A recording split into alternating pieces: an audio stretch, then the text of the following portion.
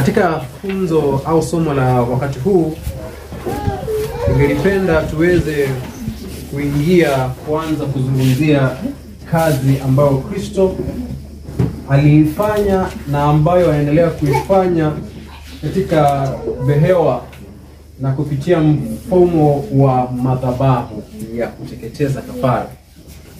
Tunapoenda kwenye kitabu cha Kutoka 27, kitabu cha Kutoka 27 mstari wa kwanza hadi mstari wa 7, ningelipenda tuweze kupata kusoma pale, tuweze kuangalia meza hii au madhabahu haya yalikuwa katika mfumo upi. Kutoka sura ya 27 fungu la kwanza. Imeandikwa, nawe fanya madhabahu ya mti wa mshita. Nawe ufanye madhabahu ya mti wa mshita. Urefu wake utakuwa ni dhiraa 5, na upana wake dhiraa 5. Hiyo madhabahu itakuwa mraba. Na kwenda juu kwake kutakuwa dhiraa 3. Nawe fanya pembe 4. Katika pembe zake 4 hizo, pembe zitakuwa za kitu kimoja, na pembe zitakuwa za kitu kimoja na madhabahu. Nawe utayafunika shaba. Na vyombo vyake vya kuyaondoa majivu yake utavifanya na majembe yake na mabakuli yake na uma zake na meko zake. Vyombo vyake vyote utavifanya vya shaba. Fungu la 4. Nawe uifanyie hiyo madhabahu wavu wa shaba. Kisha utie pete 4 za shaba katika hizo pembe 4 za ule wavu. Nawe tia huo wavu chini ya kizingo kizungukacho madhabahu upande wa chini, ili huo wavu ufikirie katikati ya hiyo madhabahu. Nawe fanya miti kwa ajili ya madhabahu, miti ya mshita, na kuifunika shaba. Fungu la 7. Na hiyo miti itatiwa katika pete, na ile miti itakuwa katika pembe 2 za madhabahu, katika pande 2 za madhabahu wakati wa kuichukua. Fungu la 8. Uifanye ya vyombo. Nashukuru. Sasa tunaenda kuangazia sehemu hii ya pili katika somo letu. Tunaenda kuzungumzia madhabahu ya kuteketeza kafara. Tunaposoma, nikirudia tu kwa maana yake tushasikiza, madhabahu haya ya kafara yametengenezwa na malighafi 2. Malighafi ya kwanza ni mti, na mti wenyewe ni acacia. Okay? Yaani kwa lugha ya Biblia wanaita mti wa mshita, lugha ambayo nafikiria tunaelewa. Sijui kama nikisema saa acacia ndio sasa nimechanganya zaidi, ama inakuwa ni karibu kueleweshwa ama kuelewana. Acacia umechanganya zaidi kwa hapo, kwa kujua tunakuwa wachache. Nao kwenye lugha ambayo itakuwa rahisi, acacia unauitaje? Huo mshita. Kwa hivyo mnaelewa? Yaani ni mti wa kawaida, mnaujua? Ni mti wa kawaida. Ni mti wa kawaida sana. Mti wa mshita is acacia tree. Sasa naposema acacia, kwa wale ambao mnaelewa acacia, ni mti aina upi? Aina ipi? Huko yani naona kama mimi umri huu sijawahi kuona. Napenda kuota kwenye sehemu ambazo zina uwanda ambao mvua ikinyesha na jana. Mti ambao una vijani kidogo dogo hivi, kuna mimba mingi, ndege wanapenda sana kujenga. Ule ambao wanasema asali ya ukieka inaitwaje? Ukieka nini ya nyuki inaitwaje? Mizinga ya nyuki, unapata asali yake inakuwa tamu. Kwa maana yake sijui wanasema kitu fulani. Ni mti fulani katika nchi za Kimasai. Mmejaribu kunielewa? Ndio. Mti wa mshita is a common tree, sio mtu mwingine wa ajabu, but anyway ni mti ambao labda ukitembea barabarani, angalia mti ambao matawi yake ni madogo madogo, kuna miba mingi, alafu unaweza tengeneza kivuli kikubwa. huo unaitwa acacia. Now but anyway, kuona mti wenyewe labda sio sana muhimu katika somo langu, lakini malighafi ya mti, yani malighafi ya madhabahu ndio point yangu, kwamba kuna mti au kuna mti unaotumika pale, alafu mti wenyewe ukafunikwa na malighafi ya pili ambayo inaitwa shaba. Okay? Na sasa madhabahu yana pembe 4. Sawa? Yeah. Na pembe hizi 4 ni kitu kimoja na madhabahu, kwa maanisha ya kwamba wanapotengeneza pembe sio kitu cha kuunga juu, bali ni kitu ambacho wanakitengeneza kikiwa moja kwa moja kwenye mti. Sawa?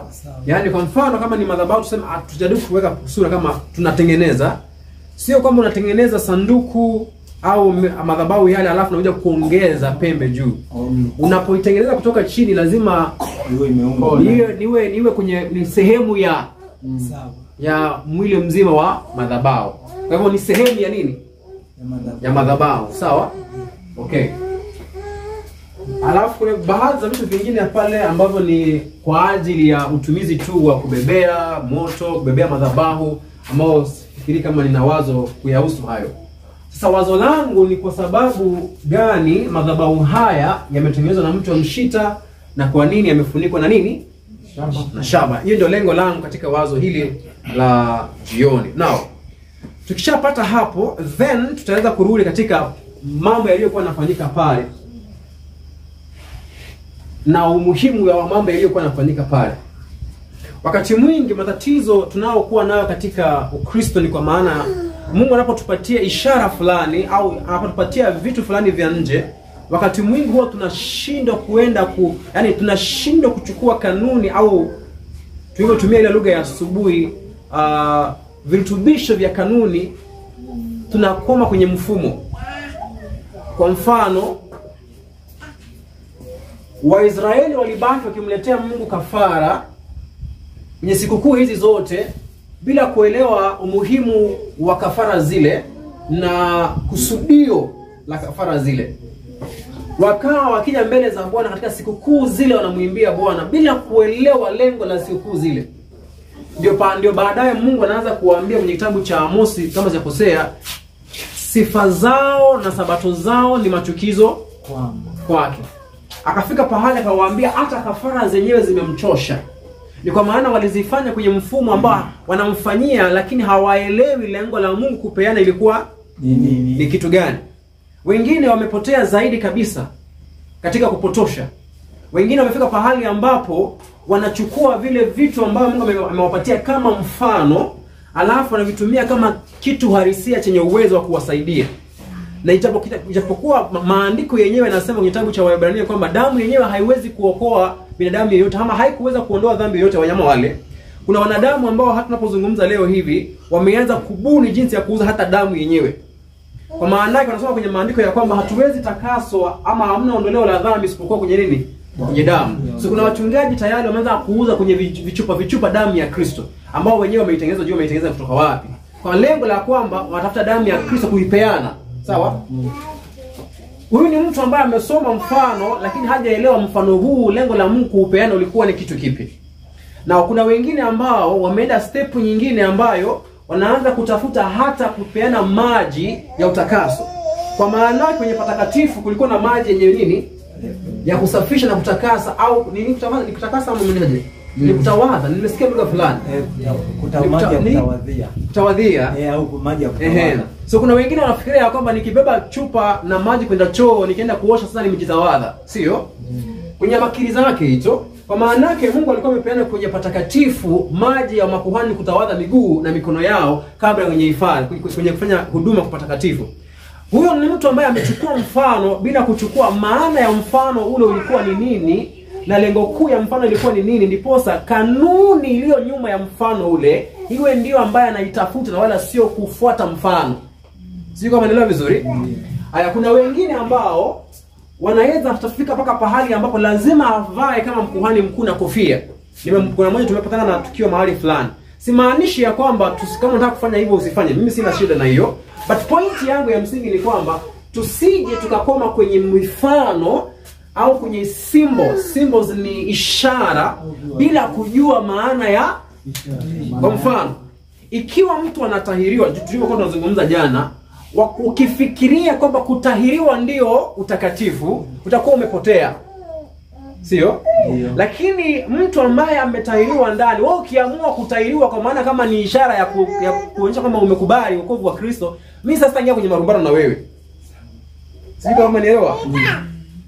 Pointi yangu ni hii, Waisraeli walikosa kuelewa maana ya kutahiriwa, wakabaki na symbol, ishara ya kitu kingine, lakini kitu chenyewe hawakubaki.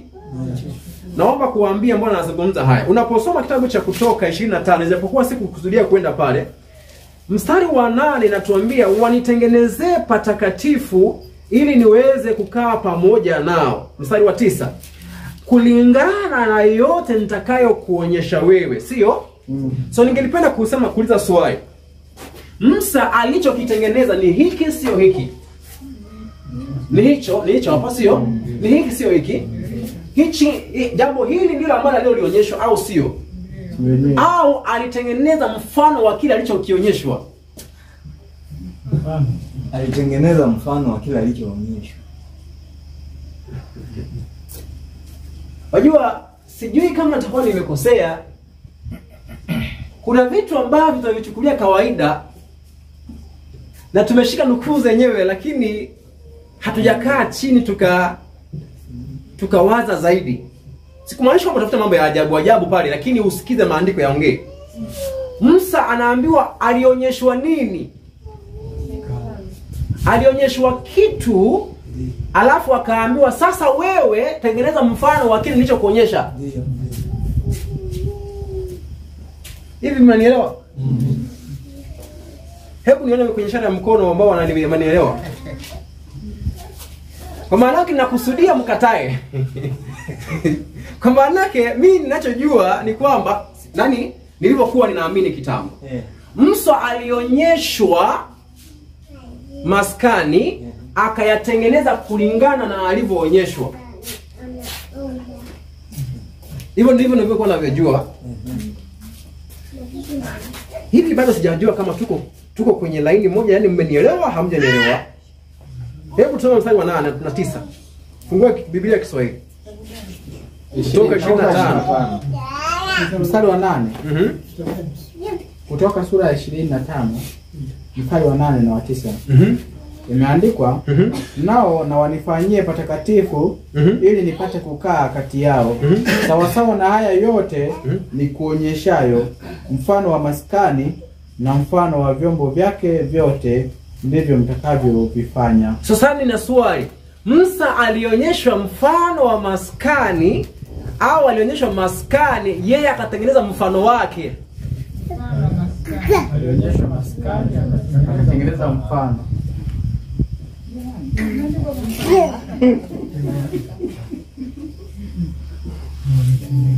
Sawa, naomba tuikomee hiyo hapo. Tuende katika sehemu nyingine. Sasa aliyoyaonyeshwa baadhi yao ndio haya, okay? Sawa? Sasa huu alichokipewa ni mfano au alionyeshwa kitu chenyewe? Unajua hapo mna mtihani mkubwa. Alionyesha chenyewe, yeye atengeneze kopi yake. Nirudie kusoma. Kama nirudie kusoma kwa sababu sio marefu. Nao na wanifanyie patakatifu ili nipate kukaa kati yao.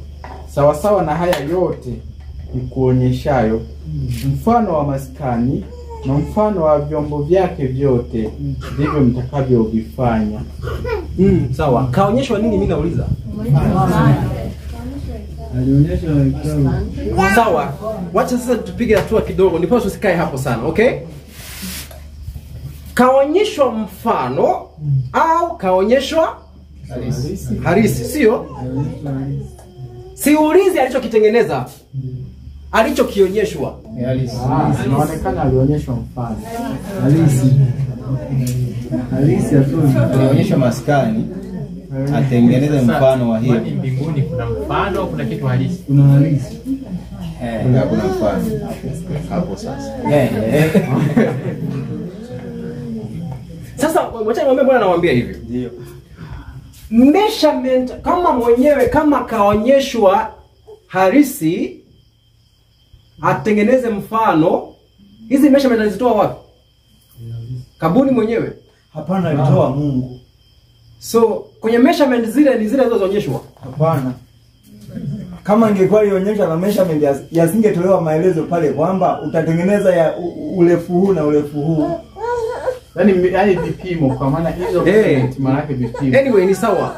Ni point yangu ya msingi ni kwamba hata ukiingia hapa yenyewe hautapata ngozi yoyote ya ng'ombe mbinguni. Ndio.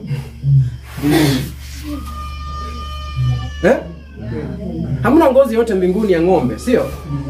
Lakini haya yote Musa alionyeshwa. Ndio. Kwa maana yake hakukaa kabuni mambo yake. Ni kulingana yote nitakayo Kuonyesha. yote nitakayo kuonyesha ni mfano. Naomba nirudie vizuri. Utengeneze kulingana na yote nitakayo kuonyesha. Sawa? Hayo nitakayo kuonyesha yote ni mfano wa maskani, ni pattern. After a pattern of the tabernacle. Sawa? Kwa maana yake hivi, hii alionyeshwa hakuionyeshwa. Alionyeshwa. Na hii behewa inazungumzia kazi inayofanyika wapi? Kuna madhabahu ya kuchoma kafara mbinguni mahali popote? Lakini hii alionyeshwa hii. Ndio.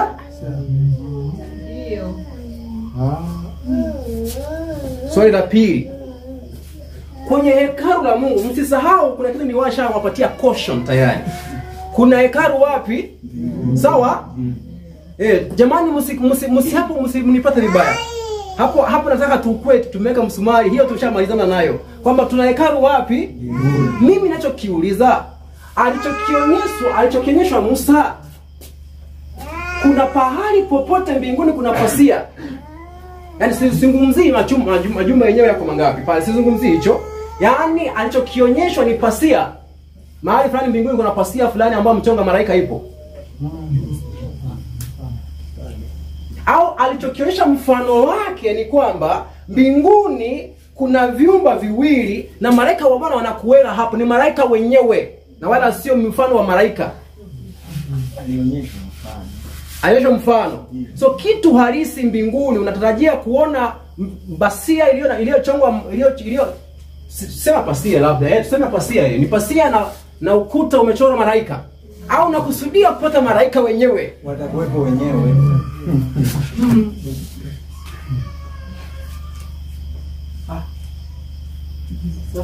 Haya basi sijamaliza. Alipoonyeshwa chumba hiki, alionyeshwa mfano wake au yenyewe mahali ambapo kwenye chumba cha kwanza mbinguni kuna mikate kwa meza. So unatarajia ukiingia mbinguni kule zaidi ya sehemu ya kuna mkate kwa meza. Unaona mfano hivi.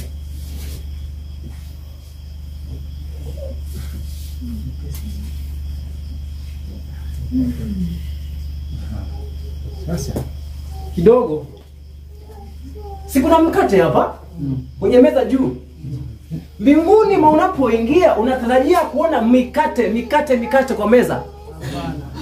Au ni kitu halisia chenye kinachowakishwa na mkate? Ndio kitakuwa halisi yenyewe. Halisi yenyewe. Kula kopi. Sasa unanielewa vizuri? So kitu halisi kinawakilishwa na mfano, sio? Mungu hakusudii ukuamishe akili kwa mifano. Anakusudia utafute kitu chenyewe. Sawa? Kwa maana yake kiti cha Mungu pia kinawakilishwa na sanduku la nini? Wangapi unaofikiria kwamba kiti cha Mungu mbinguni kinakaa juu ya mawe mawili? Kwamba kuna mawe mawili. Yameandikwa chini yake amri yako 10. Najua unaanza kufikiria ufunuo, nikaona mbingu kafunguka na sanduku yafunguliwa Najua unaanza kufikiria huko. Sawa. So mi point yangu ya msingi ni kwamba tatizo la Wakristo wote, mimi mwenyewe nikiwepo hapo, Mungu anapotupatia vitu ambavyo ni symbols, akili zetu huwa inakuamia kwa symbols, ishara zile, bila kuangalia kinachoitwa maana inayokusudiwa. Sawa? Ndio maanake utaenda Kenya kununua mafuta na maji kutoka wachungaji wanaojua wanayatoa wapi. Sawa? Na ndio maanake itakubidi siku moja uende kujiunganisha na madhabahu. Toa sadaka, ujiunganisha na kitu gani? Mambo hayaendi sawa sawa katika maisha yako. Wangapi ambao mambo hayaendi sawa sawa kule katika maisha? Kipato, uchumi, ya mambo hauna mlango. Vitu vingi. Unaambiwa ni kwa sababu haujajiunganisha na madhabahu. Ni kwa maana kuna madhabahu hapa ya kutoa kafara, sio? So wanakuambia leta kitu ujiunganishe na madhabahu. Kwa akili zao wanajua ya kwamba wanakuwekea nadharia ya kwamba Mungu anahitaji kitu, ndipo sasa akuanze kukusaidia. So unamletea kwa madhabahu. Hawaelewi makusudio ya madhabahu Mungu aliyoyapeana yalikuwa ni yapi. Sasa amekoma kwenye madhabahu yake pale. So ukifungua mtandao kila mtu anajiunganisha na madhabahu. Unajiunganisha kwa madhabahu? Letea Mungu nini? So tuna Mungu ambaye anahitaji kitu. Kwa maana yake tafsiri ya hapa pia tumeipotosha. Hello? Sasa haya mambo ambayo Mungu ameyapeana mfano. Tatizo linakuwepo baada ya hapo pia ni kwamba unaweza kuwa kwenye hatari ya kupatiana maana ya mfano we mwenyewe badala ya kungojea mpeana mfano akuelezee. Unaelewa vizuri? Kwa maana yake hivi, mpeana mfano alipopeana mfano wowote hapa, wewe usilete maana yako kaipandikiza pale. Ukiileta hapo utakuwa umepotosha lengo la mpeana nini? Mtoa mfano, sio? So Mungu anapotupea mfano atuachi kwenye giza, pia anatupatia kifunguo na maelezo yanayofafanua mfano. Hebu tukumbushane kwenye kitabu cha Not Great Controversy. Kitabu cha Education 36. Education 36 inasemaje?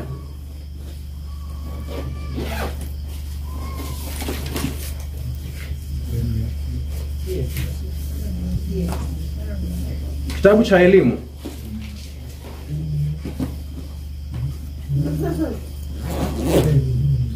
Naomba turudi kitabu cha elimu, badala ya 36 ni 35 paragraph 1. Anasema hivi: But the people were slow to learn. The people were slow to learn the lesson. Hawa watu walikuwa nani heading yake? Chapter yake? Chapter 5. Watu hawa walikuwa ni slow to learn. Wazito kuelewa. Accustomed as they had been in Egypt to material representation. Waliokuwa wamezoea walivyokuwa kule Misri, material representation wa vitu. Umeipata hapo? Ndio uko nayo hii? Ndio. Naomba nipe nifungulie. Hii chapter ngapi umefika tayari?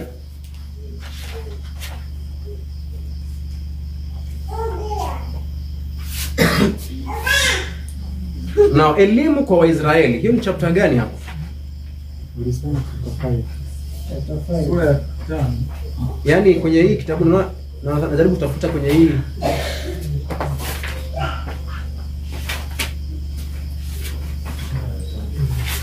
Itakuwa rahisi ukisoma, kwa maana yake nafikiria inaweza kuwa rahisi kuiangalia. Elimu, viumbe, Biblia, maarifa.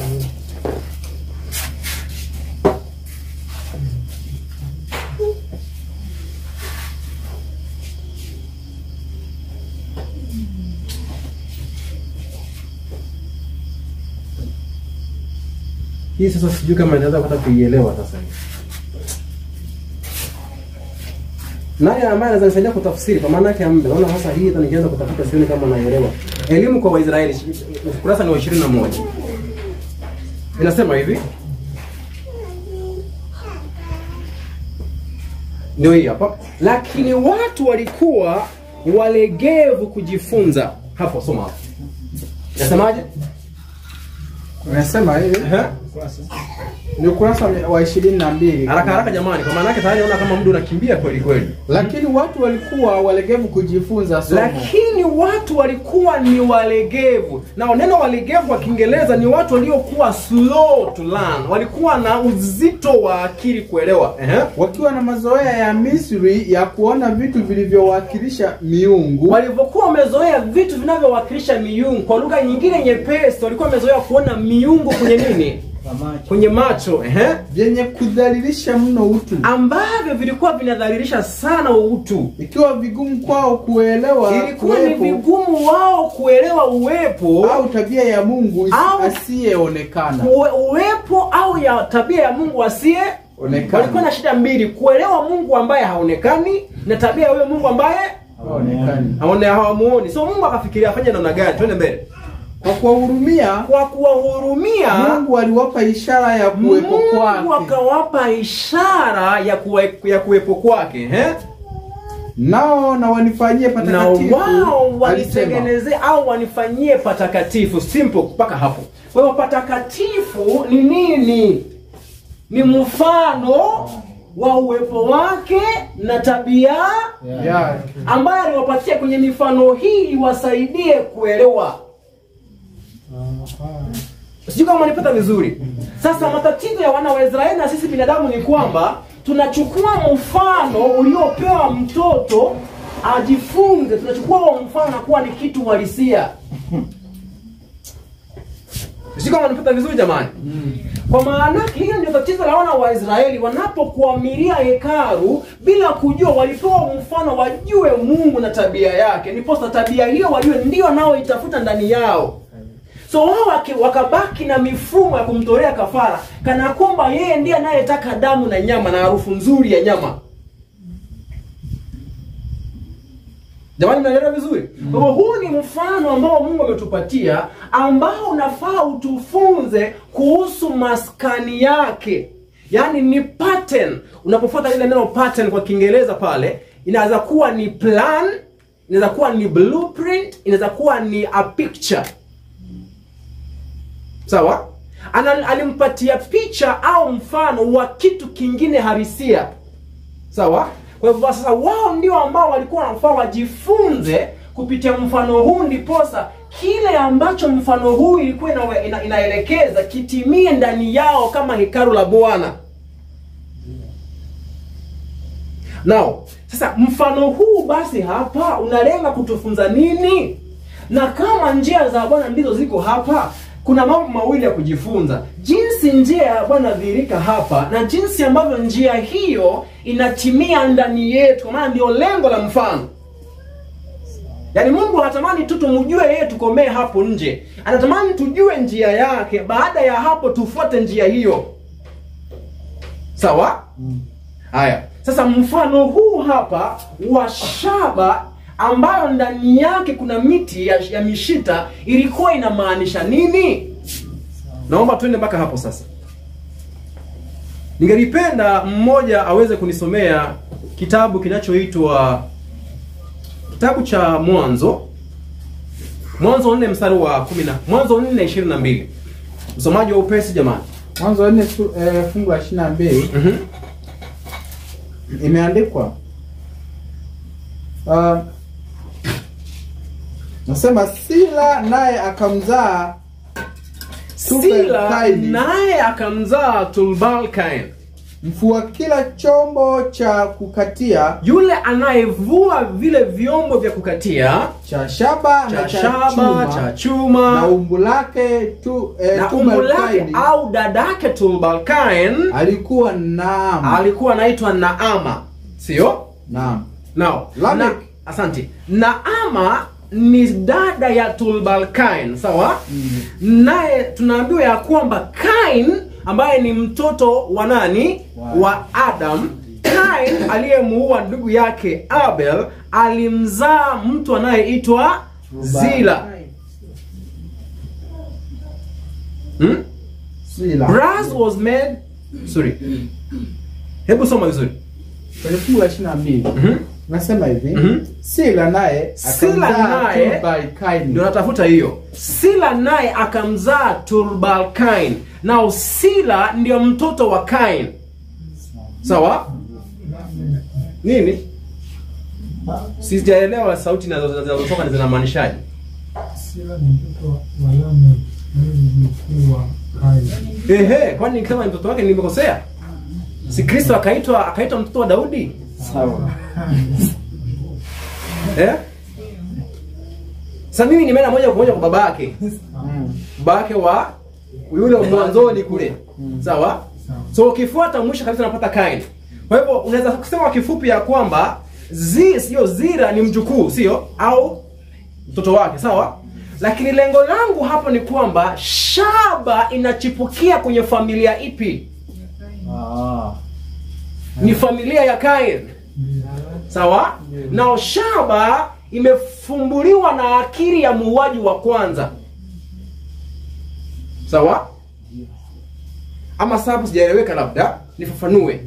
Shaba sio madini yanayopatikana kwenye mazingira, yaani neno nayapata pale yameumbika yako kule. Yaani shaba sio kitu ambacho kiko kwenye mazingira Mungu alichokiumba huko. Shaba ni mchanganyo. Yaani wale ambao mnaita advance. Sijui huko. Sisi tunapoenda kwenye chuo cha upili, chemistry, sijui kama kuna chemistry Tanzania. Chemistry form 2 kuna metals and alloys. Metal, sodium is a metal, alafu potassium is a metal, lakini ukiongeza potassium na metal nyingine kwa joto kubwa unatengeneza alloy. So brass ni alloy, ni mchanganyo wa chuma mbili.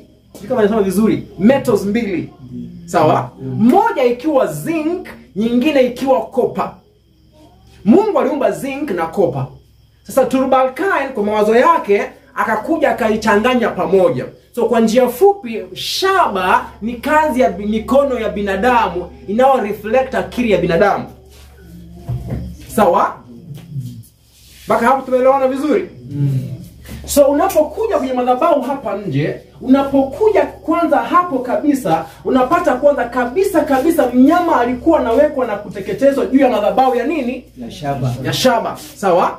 So hiyo tayari inaanza kukuambia ya kwamba tatizo ambalo Bwana anasuluhisha ni tatizo ambalo limesababishwa na akili ya binadamu. Hiyo point inaeleweka vizuri? Ni tatizo ambalo binadamu ako nalo wapi? Akilini. Kuna vitu viwili ambavyo vimechanganywa pamoja. Na tabia ya shaba, si shaba. Tabia ya copper na zinc ni chuma mbili. Nikisema chuma namaanisha metal simaanishi iron. Ni chuma mbili ambazo huwa zinakinzana kwenye kanuni. Kwenye fisiolojia ya binadamu, zinc ikiwa juu inapunguza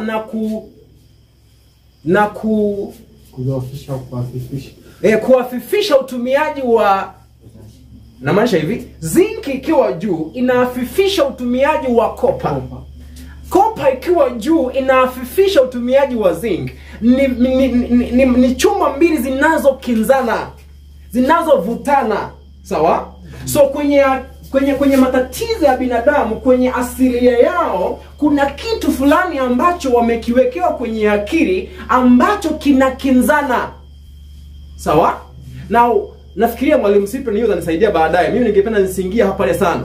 So kuna kitu ambacho shetani ameweza kubandikiza kwenye akili ya viumbe wote, malaika wakiwa mmoja ndani yao. Naomba hiyo mwalimu atanisaidia baadaye, ambao inaitwa haki bandia. Hiyo haki bandia ndiyo ambayo tumeimeza kwenye akili. Hiyo ndiyo ambayo kwenye msalaba tunaambiwa ya kwamba haki na rehema zikavutwa pamoja. Kwa nukuu zinazosema hivyo, sio? Zikagusiana. Sio? Sijamani mtanisamehe kwa maana yake nukuu zenyewe kuna mtu anarushia aenda watafutie. Sawa? Mimi nataka kutumia tu na assume kwa maana yeye atafanya hiyo, mimi nifanye sehemu nyingine, sawa? So ukisoma utapata ya kwamba tunaposoma pale mafunzo ya tabia ya Mungu, zile kanuni za kwanza zile ambazo sisi tunafunza, unapata ya kwamba shetani alileta nadharia ya haki bandia. Mahali ambapo nabii anasema ya kwamba haki na rehema, shetani alisema haviungani. So tulipomeza sumu hiyo, binadamu yeyote yule anayezaliwa kwenye familia ya Adamu, tuna nadharia ya kwamba haki ya Mungu na rehema zake hazipatani, zinakinzana. So ndiposa aweze kutukomboa Mungu, ikambidi aje kwanza tufikie kwenye upagani huo. So tunapoona damu inapomwagika, sasa tutakuwa tayari kumsongelea, kwa maana yake ashapata mtu wa kumpiga. Mimi ataniwacha huru. Sasa kwa hivyo msalaba wa Kristo, jambo lake pale ni kutuvuta, kwa maana yake tunamkimbia, tunamuogopa. Sawa? Kwa maana yake tumemeza kitu gani? Ni kama labda itakuwa ni vigumu kumeza bila nukuu, niambie jamani mwalimu hiyo nipetie hiyo. Inakuwa rahisi. Nipeane hiyo. Unajua ninaweza kuwa ninaenda mbele hapa nasema huyu jamaa yeye anashinda anahepa kutupiana ushahidi, kwa maana yake hana. Sasa nilikuwa najaribu kuweza kusummarize ndiposa mwalimu mwingine afanye hiyo, mimi nipatie nafasi ya kukimbia mbele kidogo, but anyway ni vizuri kwenda kwenye hatua. Ningelipenda basi nisome moja, alafu mengine tutaweza kuendelea na mwalimu kwenye somo lake. Kitabu kinachoitwa Christ Triumphant 11 paragraph 4, ambacho nitasaidia kutafsiri kwa sababu ya muda. The condemning power of Satan will lead him to institute a theory of justice. Yani nguvu za shetani za kuhukumu zitamuongoza aanze mfumo wa nadharia ya haki ambayo iko inconsistent with mercy. Kwa hivyo haki na rehema ziko what? Inconsistent. Unaposema inconsistent zinavurugana, sio? Sasa ndio maana unapata hapa nje kabisa mahali mpango wa wokovu unaanzia. Mungu anaanzia kusuluhisha tatizo hilo. Ndiposa afikie binadamu, lazima kwanza amfikie binadamu kwanza kwenye haki anayoielewa. Ndiposa anapoona binadamu anapoona Kristo akifa kwenye msalaba, anakubali kwa maana ameshalipa bei. Hiyo tu ndio inaweza msaidia binadamu anayekimbia asiendelee kukimbia, sasa atulie. Aki nampenda Kristo sana, kwa maana amekufa kwa niaba yangu, amelipa gharama yangu. So ukishapata hapo, hiyo inakusaidia kusongelea taratibu karibu na Kristo. Ndipo sasa Kristo mwenyewe aanze kukufunza na kukuelimisha kuhusu njia za baba yake. Lakini kwanza lazima hii bei ya baba yetu kwenye akili ifanye kitu gani? Ilipwe. Sasa sikiza vile ambavyo anavyosema mbele. So inconsistent with mercy, alafu anasema he claims to be officiating as the voice and the power of God. Anadai ya kwamba anayoyafanya ni kama sauti ya Mungu na nguvu za nani? Sasa hiyo ndio umeelewa, hamjaelewa kwenye shana ya mkono kwanza. Umesema inatoka kitabu gani? Christ Triumphant 11 paragraph 4. Naomba nirudie phrase hiyo. Anasema hivi, he claims, anadai, to be officiating. Now to officiate means what? Kufanya huduma. Sawa? As the voice, kama sauti, and the power of God, kama sauti na nguvu ya Mungu. So anapofanya shetani mambo haya, anayafanya kama shetani mwenyewe. Amejifichaje? Kama anafanya huduma na sauti na nguvu kutoka kwa Mungu. So unaposikia sauti kwenye akili yako wanapozungumza haya maneno, unajua nani anazungumza? Unajua ni Mungu. Unajua ni Mungu. Ndio maana ulimwengu mzima tunajua ya kwamba Kristo alilipa bei ya wokovu wetu. Mungu alihitaji alipe gharama. Ndio maana ulimwengu mzima tunajua ya kwamba Mungu alihitaji mtu apigwe ndipo tuwekwe huru. Sasa mwalimu, kuna sheria ya Mungu imevunjwa ambayo lazima ilipwe. Hebu fungua kitabu cha Isaya jamani.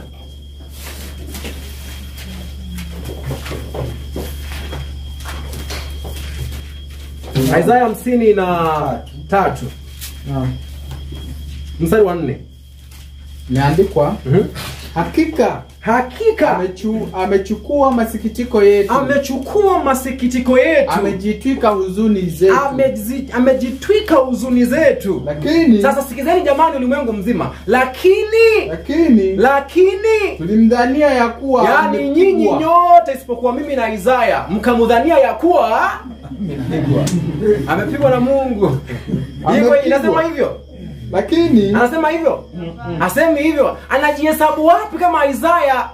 Anasema lakini tulimudhania. Yani Isaya hasemi kwamba nyinyi mkamudhania. Isaya anasema tukamudhania. Yani ulimwengu mzima naye akiwepo na mimi nikiwepo. Maana yake mimi mwenyewe nimekombolewa nikijua ya kwamba Kristo amepigwa kwa niaba yangu. Akahesabiwa ninavyostahili. Mungu akamshughulikia yeye, mimi akanishughulikia mimi ambaye angemshughulikia Kristo. Hiyo ndio ambayo imenivuta kuja kwa Kristo. Sio? Nikifikiria hao na mwaga machozi kwa maana yake Kristo ananipenda. Lakini ukikaa kidogo utulie uanze kufikiria na huyo baba mwenye kutaka hicho, unaanza kufikiria kama sio Kristo huyu baba malizo. Na ndio maana makanisa imejaa ya kwamba nampenda Yesu Kristo kama mwokozi wa maisha yangu. Mwaisikia nampenda baba? Hapana. Haipo hiyo.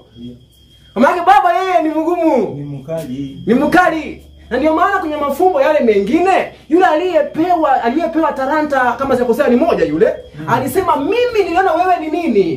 Ni mgumu nikaficha. Wanadamu wote tunawekana Mungu kwenye sura hiyo. Tunajua ya kwamba Mungu alihitaji ampige Kristo kwanza au ampige mtu mwingine ndipo sasa mimi awe tayari kunipokea. Kwa maana sheria yake ilivunjwa.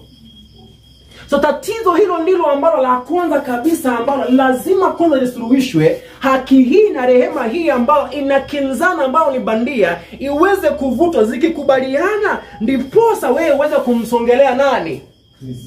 Kristo. Unapomsongelea Kristo, then niwaambie maajabu ya Kristo. Twende kitabu cha Waebrania. Waebrania 2 twende pale. Maajabu ya Kristo ni haya. Anapokuja alafu anaweza kushinda imani yetu. Yani, now when I say kushinda imani yetu, I'm not sure if I'm saying the right thing. Anapokuja na kuwin our trust. Kuteka nyara fikira zetu. Kuteka nyara inakaka kama ni mbaya pia, kwa maana yake inakaka kama ni mabavu kwa hiyo. You know, kuwin trust. Kuwin trust kwa Kiswahili. Au kusema tafutie kwenye win source. Kuvuta imani. Yaani imani zetu zinavutwa. Kwa maana anashinda kwa hoja, yani tunazidharau imani zetu kwa sababu ya ile ya kwake. Sawa. Tafuta. Itakuwa rahisi tukitafuta kwa sababu sisi tunaelewa Kiswahili vizuri. Kitabu cha Waebrania 2:13. Sema, na tena nitakuwa nimemtumaini yeye. Nani anayezungumza kwenye kitabu hicho? Huyu ni anayezungumza kwenye kitabu hicho ni yule anayezungumza mstari wa 11 kwamba yeye anayetakasa na wale wanaotakaswa ni kitu kimoja. Mbona wao wanaotakaswa naye anayetakaswa ni kitu kimoja? Kwa nini? Kwa nini jamani, naomba kwa ndugu zangu muongee kwa upesi. Mbona anayetakasa na wanaotakaswa ni kimoja? Kwa maana ukiteremka chini kwamba vile watoto wanavyorithi damu na nini na mwili, yeye pia alirithi hivyo. Ukienda 16 kwa maana yake yeye hakuchukua asili ya malaika, lakini alikuwa ni mzao wa nani? Hiyo ndio maana nao mfanya awe kimoja na nani? Naomba fungua macho kidogo hapa. Kwa hivyo madhabahu haya kando ya kuwakilisha huduma ambayo Kristo aliifanya, yanawakilisha Kristo mwenyewe. Sasa nifafanue. Yanawakilisha Kristo mwenyewe, alichukua mwili wa binadamu, na ndio maana yake kwamba Musa akaambiwa tengeneza nyoka wa nini? Wa shaba. Ilimbidi Kristo kwanza aje achukue mwili wa kibinadamu mdhaifu, sio tu mdhaifu by the way, mwili wa dhambi. Shaba.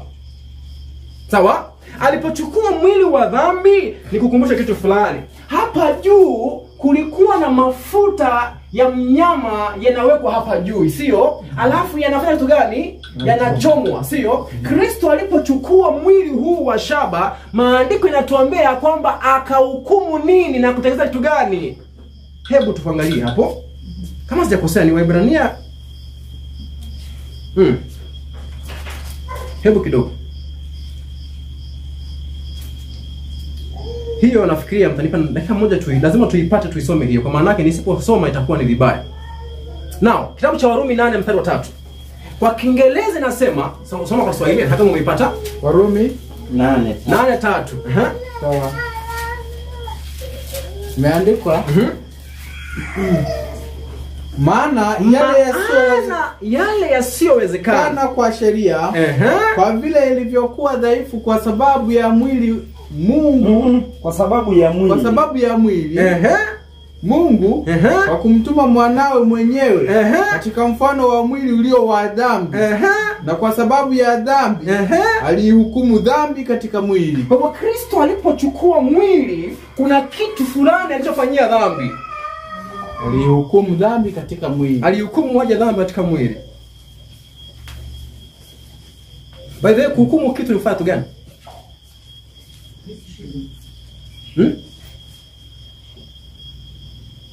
Alihukumu mwili katika dhambi kwa kutegemea nini? Kwa kutegemea mwili wake. Alihukumu mwili kwa kutegemea nini, ndugu zangu? Nauliza swali. Kristo alipochukua mwili, akashiriki kwa mwili huu wangu ulio na hasira kama za kwangu huo mwili. Yaani mwili ni mmoja na mimi na yeye tulikuwa na mwili mmoja, sio? Nauliza swali, alihukumu dhambi katika mwili wake wa kutegemea mwili? Alifanyaje? Hapo kwa madhabahu kulikuwa na moto, sio?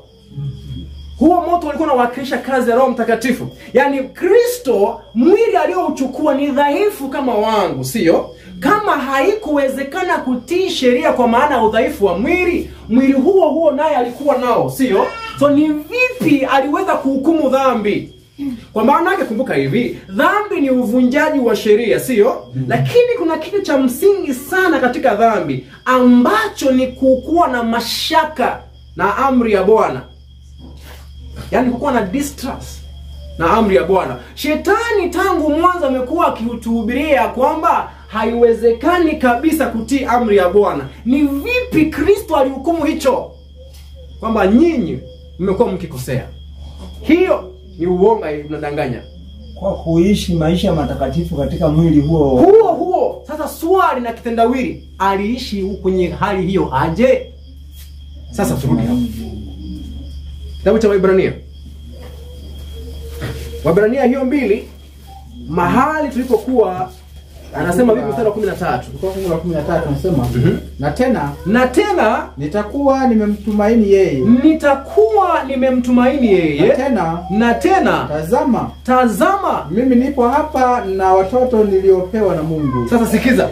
Anasema mimi nitamtumainia nani? Who is that yeye? Atamtumainia nani? Sasa alipokuja hapa, sasa sijui kama kuwinda ni vizuri kusema hiyo. Sidhani kama ni vizuri. Ile win trust, tulisema ni nini ile?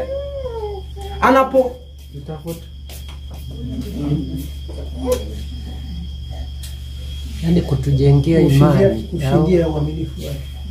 Kujengea imani na karibia. Lakini hiyo imani ambayo imejengwa tayari tunamuamini. Yaani kumaanisha tulikuwa tunaishi kwenye mashaka na yeye na Mungu. Sasa baada ya kuja na kutudhihirisha, imani yetu imejengeka kwake. Sawa? Ulikuwa na mashaka, lakini sasa anapoendelea kujifunua katika maisha aliyoisha duniani hapa, wanadamu wanaanza kujengeka katika imani yao kwake. Ndio maana ni zawadi, sio?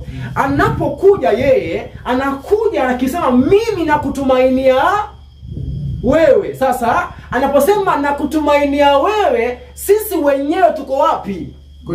Tuko nyuma yake. Kupitia vipi? Kwa kumwamini yeye. Si ndio maana yake? Tukishamwamini yeye, alafu anasema sasa hivi, mimi na watoto ulionipa. Yaani lengo ni hili, Kristo aje hapa kwenye mwili huo atuonyeshe njia ya kushinda nini? Dhambi. Ndiposa ile siri ya utauwa ionekane. Sawa? Ni vipi Mungu na tabia yake inaweza kuonekana kwa binadamu, akamtuma mwanawe. Mwanawe tunaambiwa kwenye kitabu cha, hebu tusome kitabu kingine. Kitabu cha Waebrania 5 mstari wa 7. Naomba hiyo nisome kwa Kiingereza kwa maana yake sababu ya muda.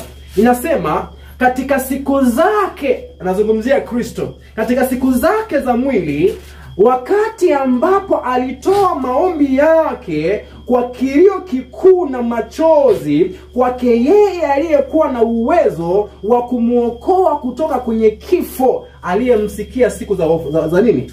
Za hofu yake. Kwa Kristo alipokuja duniani hapa, kilio chake wakati wote ilikuwa ni kwa nani amuokoe? Kwa baba yake. Kwa baba yake. Kwa maana yake hakukuwa na tumaini yoyote katika mwili huu wa nini? Wa dhambi aliyokuwa nao. Kumaanisha akatuonyesha kushinda huu mwili sio kwa kutumainia nguvu zenu na mwili mlio nao, bali kwa kumruhusu yeye aliye na uwezo kutenda. Sawa? So tunapoona tabia yake nzuri inapotuvuta, anapotushika mkono, anaturejesha kwa baba, tunatembea pamoja. Ni sisi na yeye. Sawa? So baba anapompokea Kristo, anatupokea sisi pia. Kwa maana yake Kristo ashatupatanisha na tabia ya baba kupitia kutuidhihirishia wapi? Duniani kwa matendo yake. Kitabu kingine, Waebrania hiyo 7:25. Waebrania 7:25. Inasema naye kwa sababu hii aweza kuwaokoa kabisa wao wamjiao Mungu kwa anaweza kuwaokoa kabisa. Yaani sio tafadhali nusu. Anaweza kuokoa kabisa wanaomjia Mungu kupitia yeye. Maliza. Ndio anasema maana yu hai siku zote ili awakomboe, awaombee. Aya, asante. Naomba tukomee hapo. So point ya msingi ni kwamba madhabahu haya ya shaba yanawakilisha ubinadamu. Sawa? Tunaona vizuri?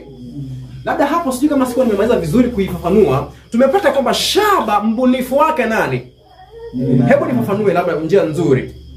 Tunapozungumzia shaba, binadamu anapofanya kitu chochote, kwa mfano, unapoona vitu vyote vilivyo hapa mbele ni kioo cha mawazo ya mtu.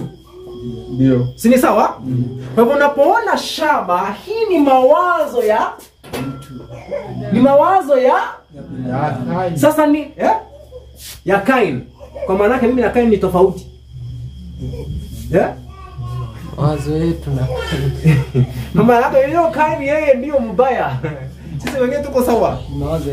Ni mawazo ya binadamu, sio?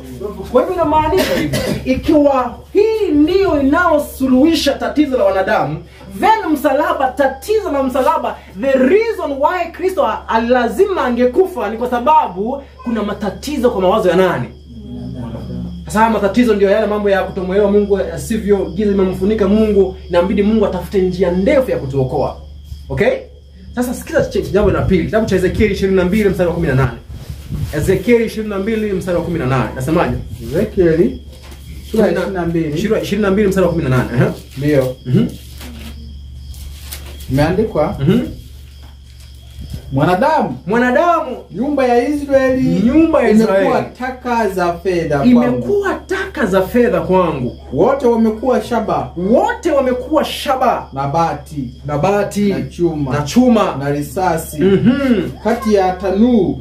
Wamekuwa taka za fedha. Asante. Kwa hivyo unapata lugha hiyo, jinsi ambavyo machuma zinazozungumziwa hapo zimetumika ni katika mtazamo wa kitu kichafu. Si hapa imeeleweka vizuri? Kwa hivyo inapozungumzia hii, inazungumzia asili yetu. Sasa mbona tunasema ni asili yetu? Ni kwa maana kumbuka tuseme ni chuma au ni shaba hiyo? Chuma hiyo imefunika miti. Sawa? Naomba tuangalie miti nayo je inasimamia kitu gani? Kitabu cha kwanza kabisa ni Yeremia.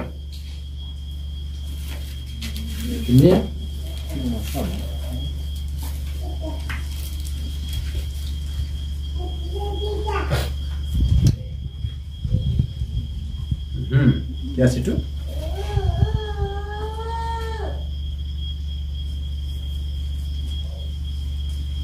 17:8. Soma kama umeipata nyo umepata. Yeremia 17:8. Yeah. Maana atakuwa kama mti uliopandwa kando ya maji, uenezao mizizi yake karibu na mto. Hautaona hofu wakati wa hali ujapo, bali jani lake litakuwa bichi, wala hautahangaika mwaka wa uchache wa mvua, wala hautaacha kuzaa matunda. Asante. Naomba tufungue nyingine. Huyo ni mtu anayezungumziwa ambaye amepanda kando ya nini? Ya mto. Sawa sawa. Kwa hivyo hapo mtu amefananishwa na mti. But now kuna nyeneo tafuta kitabu cha Yeremia. Yeremia 5 mstari wa 14. Yeremia 5 mstari wa 14. Yeremia 5:14. Imeandikwa Kwa sababu hiyo Bwana Mungu wa majeshi asema hivi. Kwa sababu mnasema neno hili, tazama nitafanya maneno yangu katika kinywa chako kuwa moto, na watu hawa kuwa kuni, nao moto utawala. Okay, so moto unawakilisha neno, sawa? Nao neno inapokuwa inawakilishwa kama moto, then moto uko na kuni, then kuni zile zinasimamia nini? Watu. So unapoona moto na kuni zinachanganywa pamoja, then inawakilisha jinsi ambavyo neno inavyochoma kuni, sio?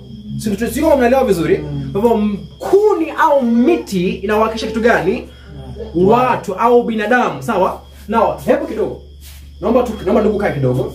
Now, hapa kwenye hekalu, kwenye vifaa vyote vya hekalu, ni ipi ambayo haijatengenezwa na miti? Wale ambao wasomaji wa hekalu, ni ipi ambayo haijatengenezwa na mti? Kinara cha nini?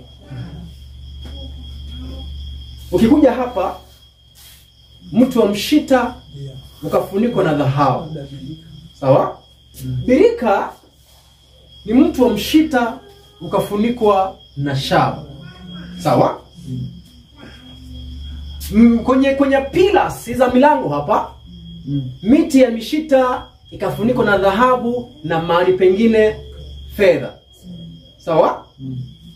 Ukija hapa ndani, hii yenyewe tayari na pembe. Mtu wa mshita ukafunikwa na dhahabu. Ni sehemu moja tu, kitu kimoja tu ambacho chenyewe tukifikia kilitengenezwa kwa dhahabu ya kupigwa, ambayo ni Nara-Chata. Ukiingia ndani, mahali mbao za amri zimewekwa, yani sanduku yenyewe ni ya mshita ikafunikwa na nini? Na dhahabu. Sasa hapo kuna maneno. Binadamu anapochukuliwa na Mungu, tumesema anapochumbiwa yupo katika hali ipi? Ya uchafu wa dhambi katika mawazo, pia hamuelewi Mungu wenyewe. Amevurugwa, amewekewa giza limemfunika blanketi kabisa. Sawa? Lakini ndio maana mwimbaji mwingine akasema ya kwamba nitoe jinsi nilivyo. So anachukuliwa jinsi alivyo.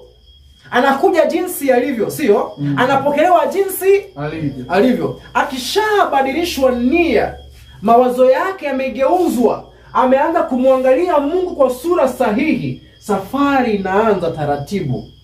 Pole pole, shaba inaanza kuondolewa, anaanza kubadilika taratibu maisha yake. Ndio maana ya mbadiliko kutoka kwenye shaba kuelekea dhahabu. Sawa? By the time inafika kwamba sasa ni kufunga ndoa ya siku ya mwisho, mahali sasa agano jipya, amri ya Mungu inaweka ndani ya moyo wa binadamu, yaani anang'aa. Ndio maana sanduku linalowakilisha moyo wa binadamu imetengenezwa pia na miti ya mishita ikafunikwa na dhahabu. Hello? Now, unapotembea safari hii, kila sehemu inawakilisha Kristo na hatua binadamu anazozichukua. Kwa maanake ndiye hatua tunazozifanya nini? Tunazofuata. Kwa maanake ukija kwanza hii yenyewe hamna binadamu anayewakilishwa na hii.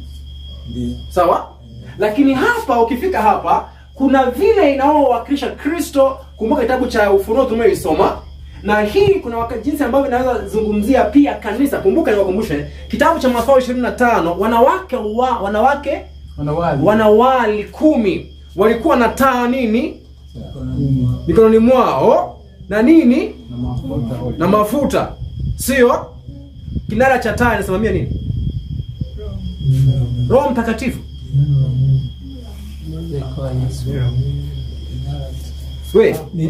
Ni neno la Mungu. Kinara cha taa. Kinara, sijasema taa. Kinara cha taa. Kinara ni nini by the way? Kanisa. Kinara ni nini? Yaani lugha ya kawaida kinara ni nini? Kinara ni nini? Sijamasha maana yake. Yaani kinara chenyewe ni nini? Kinara ni nini chenyewe? Yaani kwenye kawaida tu, yaani sijamasha maana ya kinara. Kinara chenyewe ni nini? Unaposikia kinara ni nini? Ni nguzo. Hatujui. Mnajua. Kinara ni stand. Yes, stand. Ni stand, sio? So kinara cha taa. Taa inaweza kuwa ni kando ama inaweza kuwa ni koroboi. Yes. Sawa? So kuna kinara kinachobeba taa. Sawa? Kuna kinara, kuna taa, kuna mafuta. Sio? Kinara chenyewe ni nini? Sasa wewe kikumbuka vizuri kule kwenye wanawali wale wanawali walikuwa na nini? So nani amebeba taa? Wanawali. So kinara ni nini?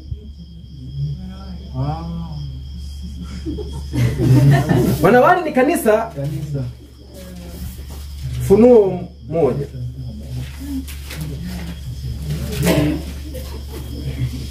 Funuo 1 mstari wa 20. Mstari wa 20. Imeandikwa siri ya zile nyota 7 ulizoziona. Siri ya zile nyota 7 ulizoziona katika mkono wangu wa kuume. Katika mkono wangu wa kuume. Na ya vile vinara 7 vya dhahabu. Na vile vinara 7 vya dhahabu. Zile nyota 7 ni malaika wa yale makanisa 7. Yale makanisa 7. Na vile vinara 7 ni makanisa 7. Sasa hapo simeingia vizuri? Kinara ni nini? Sasa ndio maana tunapata wanawali wanawakilishwa kuwa wamebeba nini? Kwa maana yake wao ndio wanaofaa kuwa nini? Vinara. Inaowekelea nini? Kristo akasema kitabu cha Mathayo 5 kwamba hamna anayewasha taa akaweka chini ya nini? Unaweka juu watu waone. Juu wapi? Kwa kanisa lake. Sio? Kwa wanawali wale unapowaona pale wanawakilisha kazi ambayo ilikuwa inatendeka katika patakatifu hapa. Kwa hiyo walikuwa wanahitaji zile taa ziendelee kuwaka wanapopiga hatua ya nini? Ya mwisho. Hello? Kwa hivyo wanataa nao taa yenyewe sasa ndio neno la nani? Lakini hilo neno la Mungu haliwezi saidia wanawali ambao ni kanisa bila mafuta. Ambayo ndio kazi ya roho wa nani? Kazi ya roho wa Mungu. Mpaka hapo tumeelewana? Nao. So unapoingia basi ndani kwenye hatua kabisa, then Mungu anafanya kazi ya mwisho ambao sasa anahitaji kwa ukamilifu aondoe kabisa uovu wote ule. Ambapo anatafuta kikundi cha mwisho ambacho kitabaki kuwa na dhahabu tupu kutoka nje bila pembe awaye yeyote. Kwa maana yake patakatifu hapa kuna pembe zipo zinabakia. Yaani ukitoka hapa pembe ni ndefu. Sawa? Lakini zimefunikwa na shaba.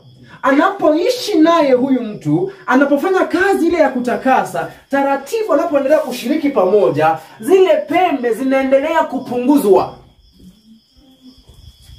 Pembe kwa maandiko zinasimamia nini?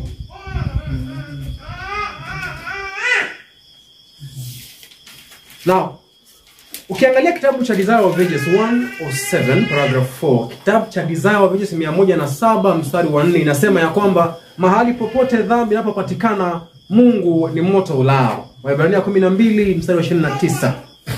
Alafu anasema in all who submit to his power the Spirit of God will consume sin. Kwa wote wanaojiachia kwa nguvu za Bwana, Roho wa Bwana atachoma nini? Dhambi. So ndio maana ya madhabahu, alafu hapo ndani nini inawekwa? Yale mafuta ya nini? Ya mnyama. Anapochinjwa, viungo vya ndani na mafuta yalikuwa yanawekwa hapa ndani.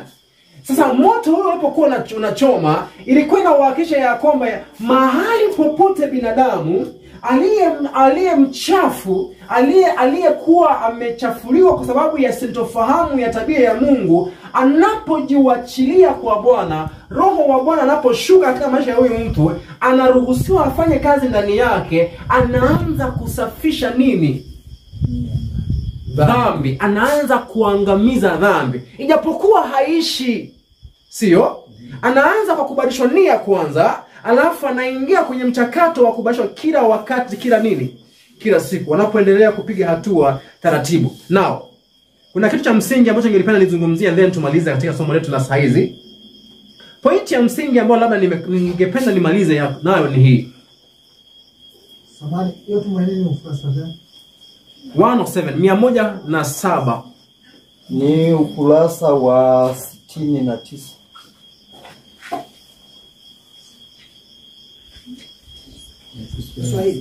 Kiswahili ndio ukurasa wa 69, ile aya ya kwanza.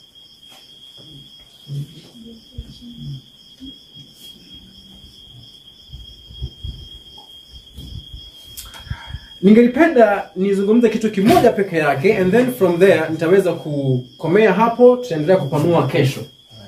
Now, tunapofika hapa, tumesema sababu kuu ya madhabahu haya sio tu kwa maana yake Kristo anakuja anachukua mwili huo, alafu aanze kutudhihirishia njia ya kushinda dhambi, kwa kuruhusu Roho Mtakatifu atakase maisha yetu na kutubadilisha nia zetu, lakini pia inazungumzia kile ambacho tumesema kwamba ni tatizo la binadamu. Naomba niwakumbushe kazi ya Yohana Mbatizaji. Ni kitabu cha Malaki 3 tuliyoisoma. Kazi yake ilikuwa ni kuandaa nini? Njia, sio? Na tukasema ya kwamba tunaweza fananisha kazi ya Yohana Mbatizaji na kazi ya nini? Behewa, sio? Sasa unapoenda kwenye kitabu cha Mathayo 3, ningelipenda tuweze kusikia lugha ya Yohana alafu tukaifananishe na huduma ya hapo nje. Inasema hivi kuhusu matamshi ya Yohana mwenyewe. Hebu tuweze kuenda mstari ule wa 8. Mstari wa 8. Imeandikwa, basi zaeni matunda yapasayo toba. Wala msiwaze mioyoni mwenu kwamba tunaye baba ndiye Ibrahimu. Kwa maana nawaambia ya kwamba Mungu aweza katika mawe haya kumwinulia Ibrahimu watoto. Na shoka limekwisha kuwekwa penye mashina ya miti. Na shoka limeshawekwa kwenye mzina wa mti. Basi kila mti usiozaa matunda mazuri ukatwa na kutupwa motoni. Naomba kuuliza swali. Mshina na mizizi kitu kimoja au vitu viwili tofauti? Vitu viwili tofauti. Shoka inawekwa wapi? Mashina. Sasa nauliza swali, mshina na mizizi ni kitu kiwili, ni kitu kimoja, vitu viwili tofauti? Viwili tofauti. Lakini ukiangalia Biblia ambayo mmeisoma inasema, sasa niko na swali, wewe ukikata mti kwenye mshina itasprout? Itasprout. So kuna haja kuikata then kama unataka kuiangamiza kwenye mshina?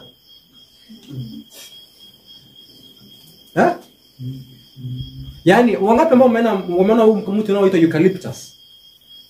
Unajua eucalyptus? Kwa Kiswahili unaita mkaratusi. Ukiukata kwa kwenye mshina itasprout, itasprout. Utaota. So kuna haja ya Yohana kuambia haya? Shakimbia kutoka Kiswahili. Kiingereza isemi hiyo kitu nasema Kiswahili hapo. Kiingereza inasema shoka imewekwa kwa mzizi. Yaani ikikata hayoti tena. Hiyo ndio sahihi, sawa? Sawa? Sasa ikiwa hapa imeshaeleweka vizuri, pointi yangu nataka kufananisha ni hii. Kwenye huduma ya Yohana, kwenye huduma hiyo ya Yohana inaowakilisha kwenye behewa hapa, Mungu anapowakilisha hiyo anamaanisha ya kwamba anataka asuluhishe dhambi kwenye mzizi wake. Akishasuluhisha dhambi kwa mzizi wake, anawatangazia kwamba dhambi haitazuka tena. Sawa? Ndio maana ya nini? Shaba ile. Anasuluhisha tatizo. Ndio mwalimu anaendelea kusisitiza kuhusu sheria ya Bwana tunavyoiangalia. Na mimi nimewaongezea kuhusu haki yake tuliyotachafuliwa kwenye mawazo. But kuna point ya msingi.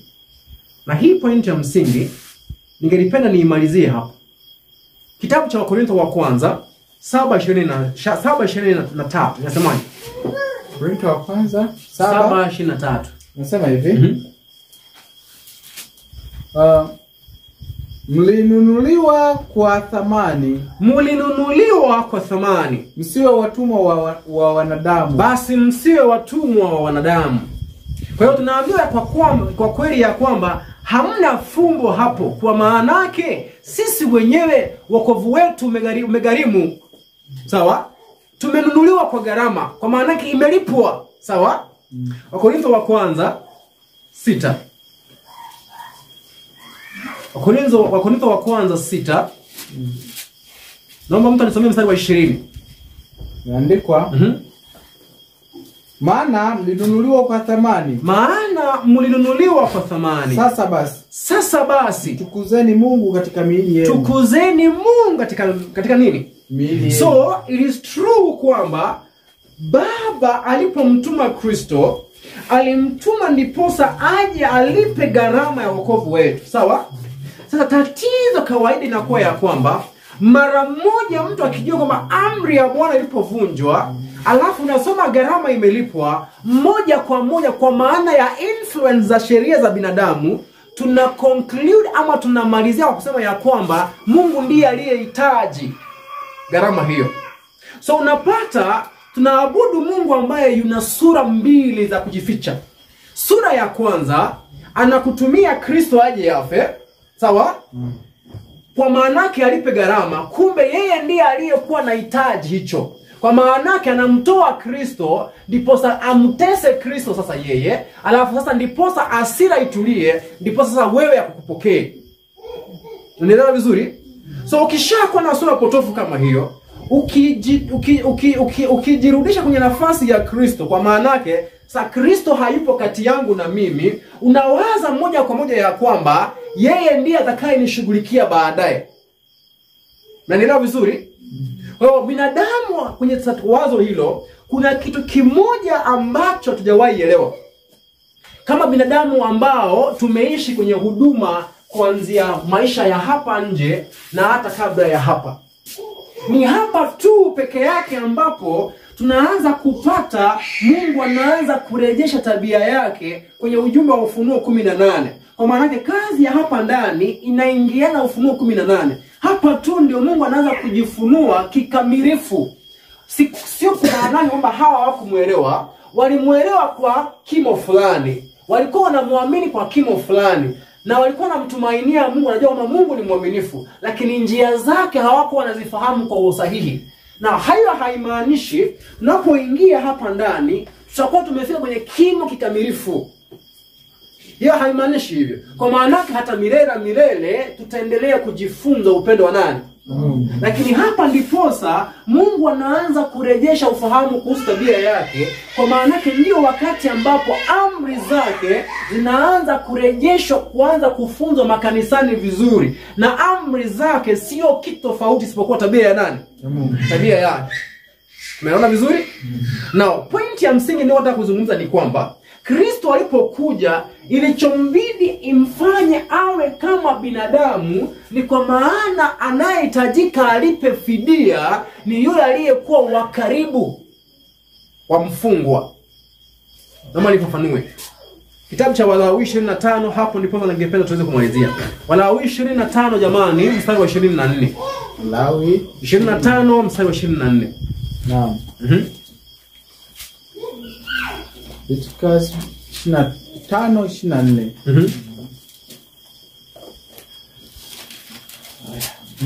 Imeandikwa mstari wa 24. Nasema nanyi mtatoa ukombozi kwa ajili ya nchi katika nchi yote ya milki yenu. Fungu la 25.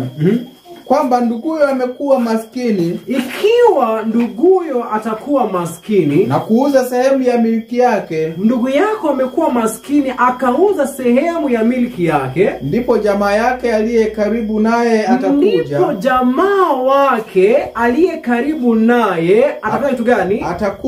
Atakuja naye ataikomboa ile aliyoiuza nduguye. So ikiwa ndugu yako atakuwa maskini alafu ashinde kufanya kitu gani? Kukomboa mali yake. Aliye ndugu yake wa nini? Wa karibu atafanya kitu gani? Atakuja naye ataikomboa ile aliyoiuza nduguye. Na kama mtu hana atakaye ikomboa, naomba komee hapo. Naomba uende 47-49. Walawi. Hiyo 47 hadi 49. Okay. Inasema tena kama mgeni au mtu akaaye nawe akitajirika, ikiwa mgeni yule mgeni ni mtu stranger huyo. Stranger. Nakumbuka stranger? Ikiwa mtu mgeni stranger ambao sio wa familia ile atakuja atajirike kwa familia yenu. Na nduguyo amekuwa maskini karibu naye, alafu ndugu yako anakuwa maskini, akajiuza kwa huyo mgeni, au kwa huyo akaaye kwako, ama huyo anayekaa kwako, au kwa ukoo wa jamaa ya huyo mgeni, baada ya kuuzwa aweze kukombolewa. Mtu mmoja miongoni mwa ndugu zake, ana ruhusa ya kumkomboa. Sasa tufafanue. Unajua haya ni yale masharti ambayo tunakuwa tumewapatia, sio? Sasa haya masharti yalikuwa ni mafunzo ya elimu ya wokovu. Sasa alikuwa anamaanisha aje? Dunia hii ni ya kwetu, najua. Baadaye najua tuko nyumbani. Lakini najua tuko kwenye nchi za wenyewe tayari. Tuliuza. Hamjui tuliuza dunia hii. Tuliuza kwa shetani. Na tuliuza kupitia pesa ngapi? Bure. Hapana, kwa tunda. Yaani tunda pekee. Dunia hii yote tukaondosha, ikaenda. So nikiingia Tanzania nyumba ya baba yangu naambia hata kibali. Polisi wa barabarani, unaenda wapi? Naenda Songea kufanya nini? Naenda kuona ndugu yangu huko. Alafu anauliza, wewe una ndugu huko? Nchi ya baba yangu, lakini mimi ni nini? Nilikuwa mgeni. Sio tu nimeuza dunia, mimi mwenyewe nimejiuza kwa mgeni. Najua shetani alipotoka mbinguni hakufukuzwa, sio? Alifukuzwa. Mungu alimwambia hapa ukae. Kama uniabudu, hapa ukae. Ama umekataa kuniabudu, nichagua jambo moja, uniabudu ama utoke. Sasa sikiza. So shetani alipotoka mbinguni, yani makao yake yalikuwa huko, sio? So akakuwa anazunguka katika malimwengu ya Mungu. Ni mgeni aliyeingia kwenye sayari hii. Akatudanganya, tukamuuzia kwa matunda. Sijui kama unaelewa vizuri. Matunda yenyewe hakuwa yake. Matunda ya kwetu. Ndio. Sasa sikiza, point yangu ya msingi ni hii. Sasa yani janga kubwa pale na hatari ni kwamba ulimwengu huu uliokuwa wetu umeenda na sisi wenyewe ni watumishi wake. Sawa? Sasa kwa hivyo hauwezi komboa dunia, lakini pia hauwezi jikomboa hata wewe, sio? Lakini habari njema ni kwamba ndugu yako wa karibu ana haki ya kukomboa. Akuja mlipe, unataka nini? Amina. Unataka nini? Nataka damu. Namwambia hiyo nitafanya nini? So ikambidi ili Kristo achukue mwili wa nini? Mwili wa shaba. Hello? Ndio maanake tunaambiwa ya kwamba hakuchukua mwili wa malaika. Alichukua mwili wa nini? Mbegu ya nani? Ya Ibrahimu. Habari njema ni kwamba sasa hapo ukienda kwenye familia ile utapata mlevi, kahaba, Rahabu yuko pale, mdanganyaji kama Daudi, watu wa poligami wako huko wengi. Alafu anasema ya kwamba hakahukumu dhambi katika nini? Ukiingia pale kuna watu wadanganyifu, watu wenye hasira. Sio? Lakini aliporidhi mwili ule, yeye akaiambia hii nakanyagia chini. Akamwambia mwanangu, hii ndio njia ya kutembea. Kwa yule wa karibu ndiye aliye na ruhusa ya kuja kulipa fidia. Sasa swali ni kwamba analipa fidia nani? Anamlipa shetani. Na usikizeni vizuri. Unaposikia lugha kwamba fidia imelipwa, wakati mwingi, sasa sikiza swali. Baba yako atakuweka mateka, alafu tena anahitaji fidia kutoka kwake mwenyewe. Hapana, jimbo ambalo aliingia. Lakini Mungu wa mbinguni amekuweka mateka yeye mwenyewe. Sawa? Tunamsingizia? Kwa sababu tumuelewi. Yaani yeye mwenyewe ndiye ambaye ametufungia. Sawa? Yeye mwenyewe huyo akatoa fidia ya mtoto wake yeye mwenyewe. Anampiga yeye mwenyewe mtoto wake yeye mwenyewe. Sasa ndipo kabisa mwanangu, sasa nimekusamehea. Na sheria ni ya kwake yeye mwenyewe. Sasa sikizeni. Sasa shetani ndiye ambaye ametufunga kupitia ile haki ile yake. Sawa? Sasa sikizeni. Tunamtumikiana kupitia nini unajua? Mwili.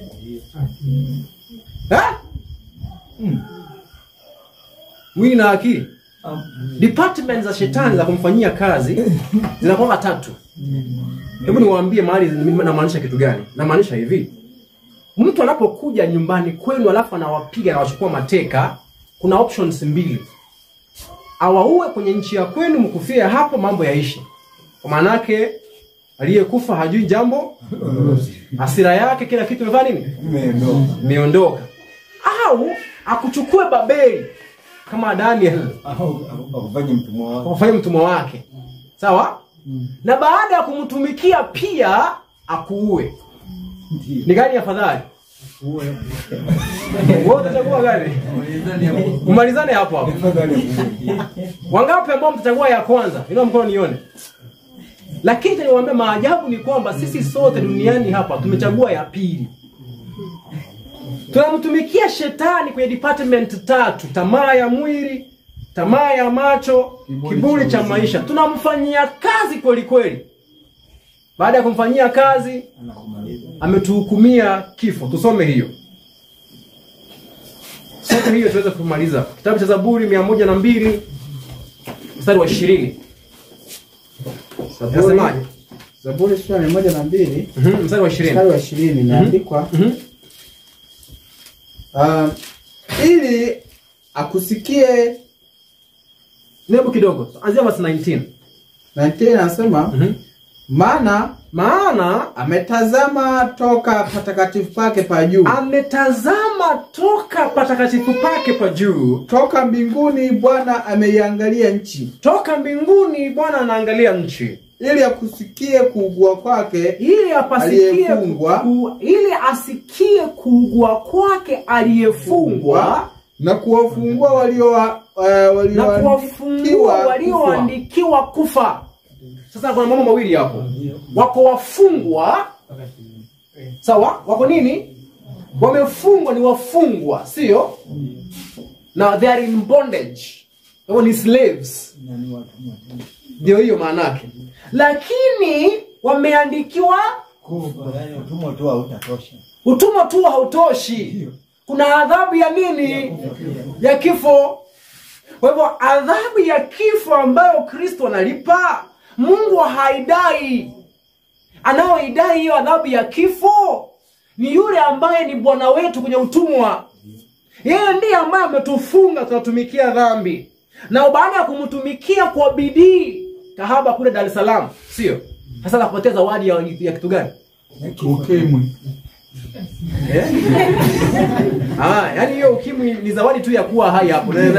Ya mwisho ni kukuua. Sasa hiyo sio mbaya. Kwa maana unaweza tafuta dawa ya kutumia. Hiyo haina shida hiyo. But Point yangu ya msingi ni kwamba shetani haijalishi utamtumikia kwenye department ipi. Sawa? By the way, mzee Amoro Odinga ashalala. Na utumaini ya kwamba Mungu alikuwa ameshafanya kazi naye akakubali. Beside that one, zawadi ni moja tu. Mimi natamani ya kwamba kwa yote aliyoyafanya mazuri na mabaya aliyoyafanya, natamani ya kwamba kabla afe alimwambia Baba, kwenye mikono yako weka roho yangu. Aidha kumkumbusha, najua Mungu, nimekaa gerezani miaka mingi kwa ajili ya Kenya. Najua Mungu, nisijui macho yangu yamepasuliwa sababu ya Kenya. Naomba unikumbukie hayo. Kama amekufa akisema Mungu nikumbuke, kwa maana yake nimeweka roho yangu mikononi, afadhali. Lakini zaidi ya hiyo, yaani tu yule aliyekuwa anamtumikia, yaani kile ambacho amemwandikia kwenye kitabu ni nini? Kifo. Hiyo ndo anatamani mwishoni. So unapoona Kristo anakuja kulipa fidia, fidia hii anaoitisha sio Baba wa mbinguni. Anayeitisha ni yule ambaye ametuchukua utumwa. Sawa? Ametudanganya na maua kidogo kidogo ya duniani hapa. Unaendelea kumtumikia, unafikiria uko huru. Kumbe wewe ni mfungwa wake. Alafu mwishoni anaenda kutamani na kudai. Hata si kutamani, huwa anadai. Ukisoma kitabu cha Yuda, alienda kudai mwili wa Musa. Alidai. Wewe si kudai. Alienda kupambana. Huu ni wangu. Huu umfanye kitu gani? Huu aubebe. Ukisoma kitabu cha Zakaria, hata alienda kupambana kwa ajili ya Yoshua.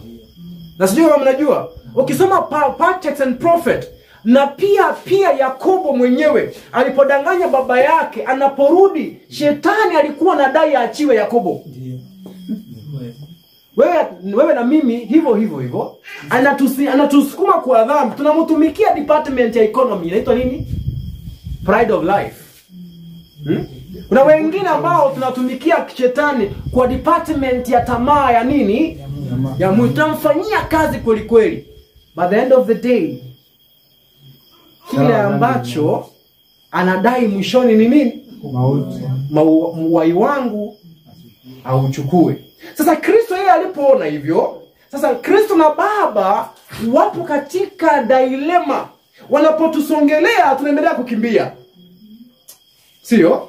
Sasa anaona tunapoendelea kukimbia ndio tunaendelea kuingia kwa mitaa ya yule jamaa. Akasema kwa vyovyote vile lazima nitafute jinsi ya kumkomboa huyu binadamu. Wacha nilipe fidia yeye anayofanya kitu gani? Anayoitaka kwenye akili zake. Labda nikishafanya hiyo nitawavuta kwangu. Nikishawavuta kwangu, hayo mengine nitawaeleza baada ya hapo. So msalaba wa Kristo ni chombo cha kutufikia, na wala sio chombo cha kudhihirisha hasira ya Mungu imwagwe huko. Kwamba Kristo sasa amwagiwe hasira ambayo Mungu amekuwa akishikilia miaka 1400. Unajua sometimes ukifikiria jinsi ambavyo tunamhubiri Mungu unaona usihuzuni sana. Tunahubiri Mungu ambaye amekuwa akipatiwa kafara za ndama inatuliza hasira kwa miaka kadhaa. Hiyo hasira inaendelea kujazwa taratibu. Inaendelea kujaa. Mnafanya dhambi, mnampatia kafara, inajaa tu ikini limetulizwa na damu. Sasa siku kama Kristo alikuja akaimwaga kwake. Kristo Jumapili asubuhi akaamka, akaenda mbinguni akamuuliza Baba, imekutosha au bado? Amwambia mwanangu hiyo. Sasa sijui unatafsiriki namna gani wewe. Na baada ya hapo wale watakao mkataa hasira ile ambayo Kristo aliipokea, sasa wacha wewe mwenyewe utaiona wewe mwenyewe. Atakumwagia. Huyu ndio Mungu wengi tunayemwabudu huyo. Sasa ndio maana mwandishi mmoja kama sijakosea, si kama ni Wago na nitahakikisha kesho, anasema chombo ambacho kilipeanwa kudhihirisha upendo wa Mungu kimekuwa ni chombo cha kufanyia cha kudhihirisha upagani. Mahali ambapo hasira ya miungu inatulizwa na kafara. So tunaye Mungu ambaye msamaha wake sio wa bure. Msamaha wake ni msamaha ambao umelipwa na damu ya mtoto wake mwenyewe aliyemtoa. Mimi sijui kama sura ya huyo Mungu unaielewa vizuri. Yaani yeye mwenyewe ndiye anayekupenda wewe. At the same time anataka wewe pia akupige, at the same time ana haki ya kuridhika kwa kumpiga mtoto ambaye hana hatia. Alafu baada ya kumpiga sasa yeye akuwe sawa. Sasa sielewi hiyo ni haki kwenye haki yenyewe au hadi sasa ni mchafuko wa haki. Leo nina binti na kijana, mimi nina watoto wawili, nishafunga safari. So kwenye hawa watoto wawili hawa. So Hananaya tuseme amefanya kosa. Alafu nampenda sana. Niseme sasa wewe nakupenda sana. Nichukue blessing nimutandike. Kwani kwenye diamba ya Hananaya. Sasa nitakuwa nimemtendea haki kweli Hananaya? Hata Hananaya mwenyewe umemuonea. Umemuonea? Kwa sababu unamuumiza tena yani kwanza hujamsaidia kwenye tatizo. Sasa hiyo ndio injili ambayo tumehubiri hapo awali. Kwa maana yeye ashashughulikia Kristo. Mimi haijalishi huko. Bora tu ni nyuma ya nani? Ya Kristo. Yeye ashashughulikia Kristo, mimi hapa niko sawa. So utagundua ndio maana tunampenda Kristo. Ni sawa, hiyo haina shida. Tunampenda Kristo, ni sawa kabisa, haina shida. But kwa hiyo process yote chuki na hofu kwenye mawazo ya binadamu kuhusu baba bado inasalia. Na ndio maana lazima mwisho kabisa hiyo iweze kufunuliwa kabisa. Ndipo sasa mwishoni tuone baba na Kristo jinsi walivyo kitu kimoja. Sio mmoja ni mpingamizi wa mapenzi ya mwenzake. Mungu awabariki. Naomba tuweze kupiga magoti, tuweze kuomba.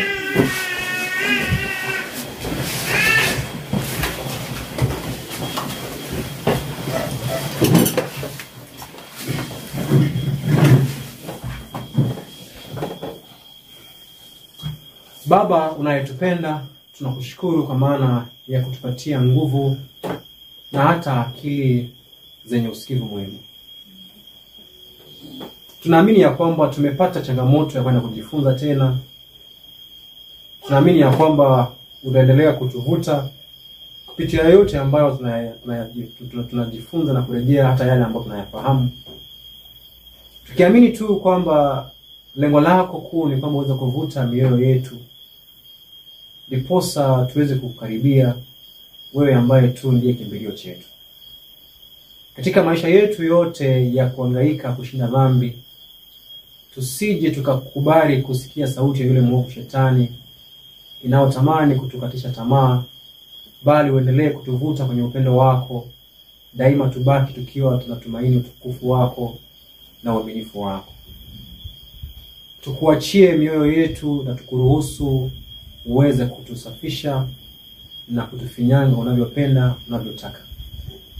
Ndiposa tuweze kudhihirisha tabia yako takatifu katika maisha yetu yote, katika vitendo vyetu vyote.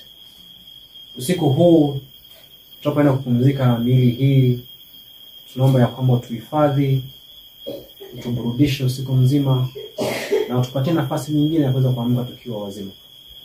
Tunaomba ya kwa Kristo aliye Bwana mwokozi wetu. Amen.